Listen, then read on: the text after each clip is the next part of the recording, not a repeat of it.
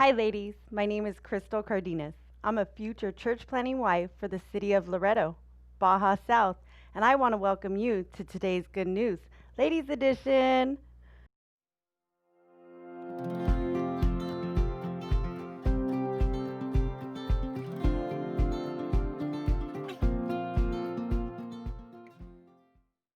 In this verse, we'll be reading about a woman who makes clothes for a living.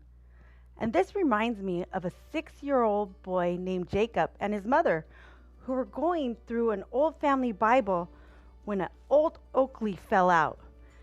And Jacob said, I guess that must be Adam's shorts. Okay, let's get started and open our Bibles to Proverbs chapter 31, verse 24. And it says, she makes belted garnets and sashes to sell to the merchants. So in this verse, it's talking about how Proverbs 31 woman's business abilities and skills and having high moral standards and makes a living off the gifts she is blessed with by God. Hard work done with proper motives, ladies, like caring for your family, serving God. It's a beautiful thing to be able to help provide for the family and to serve our Lord. We must work to survive. And more important, we are responsible for the physical and spiritual well-being of those under our care, whether it be our kids, our grandkids, our nieces, our nephews, parents, even grandparents. But ladies, be careful, because the fruit of hard work done to glorify ourselves will be passed on to those who may later lose or spoil it all. Such work leads to grief, but while serving God leads to everlasting joy. Look what Paul says in Colossians chapter 3, verse 23. It says, work willingly at whatever you do, as though you were working for the Lord rather than for people.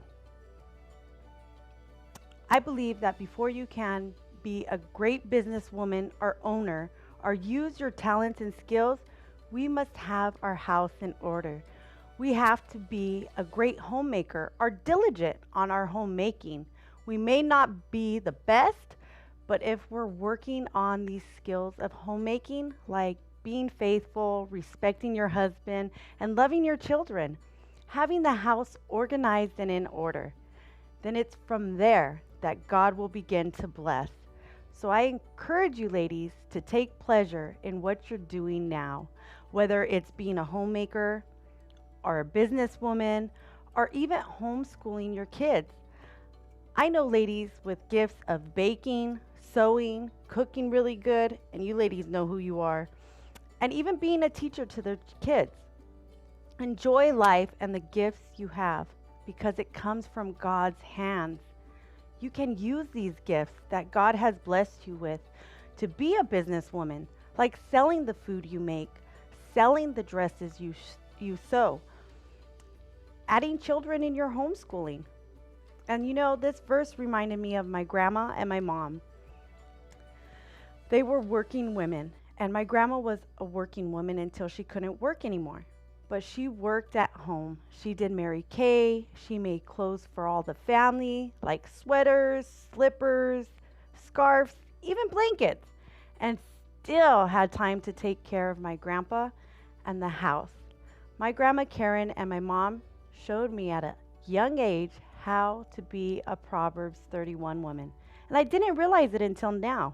So thank you, Grandma and Mom, for teaching me most of the things I know today. I love you both. So ladies, if you don't know what your gift is, pray to God to show you your gifts, and He will reveal them to you. Proverbs chapter 31 is very useful for our lives today, because it shows us how to be wise and make good decisions, to be hardworking and be an encouragement to others, and most of all, putting God first. And ladies, that's today's good news.